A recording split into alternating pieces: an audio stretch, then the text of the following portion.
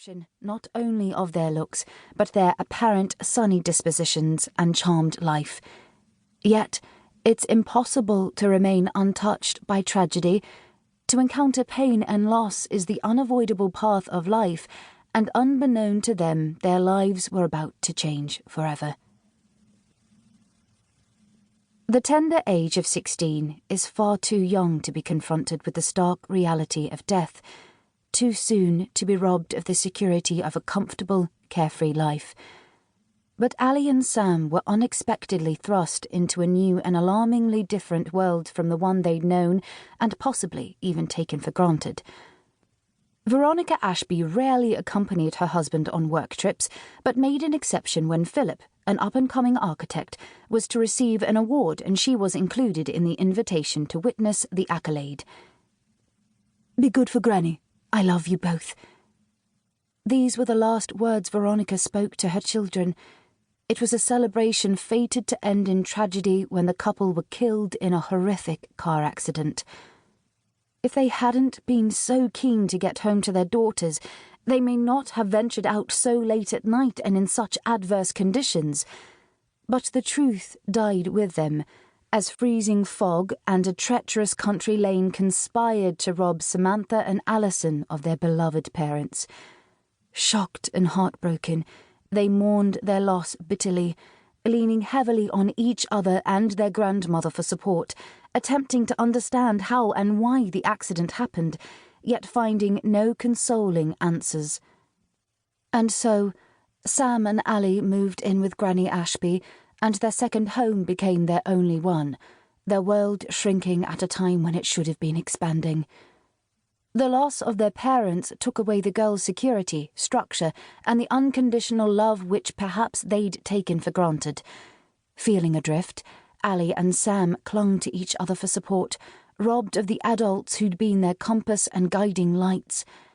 Doreen Ashby did her best for her granddaughters, but she too was grieving, and the untimely death of her only son took its toll on her health.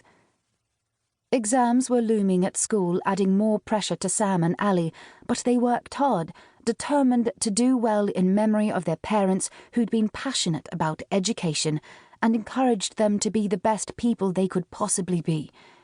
University was their ultimate goal, and over the following 2 years the twins worked towards their A-levels. But another blow was to leave Sam and Ali reeling when their much-loved granny died. Another funeral, and another loss brought with it the familiar heartache as their world shrank yet again. On the cusp of adult life, the twins found themselves bereft of family other than each other. Chapter 2. "Will you be okay on your own, Ali?" Samantha dropped the last box of her sister's possessions in her room at the halls of residence and rolled her shoulders to ease the aches and pains. "Stop fussing, I'll be fine, and I'm hardly alone. The halls are literally crawling with students." Alison hugged her sister. "Off you go and get your own stuff sorted. We'll meet up in the morning as planned." Sam reluctantly said goodbye, feeling years older than her sister, not just the 10 minutes it actually was. It was the first time they'd been separated, and it felt strange, as if a part of herself was missing. "Ring me if you need anything, won't you? I can be back in 20 minutes. A towel whizzed past her ears as Ali waved her away.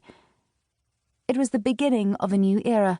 The sisters needed the comfort of being geographically close, if not on the same course, and Liverpool John Moores University offered the opportunity to do just that. Samantha had enrolled for a BSc Honours in adult nursing, while Ali plumped for a BSc in biochemistry. Wishing to experience living among other students, the girls opted to reside in separate halls of residence, yet on the same campus. Looking ahead, they planned to find somewhere together during the second year, a flat perhaps, using the money from the sale of their grandmother's house rather than the trust fund left to them by their parents, but education was the first year's priority.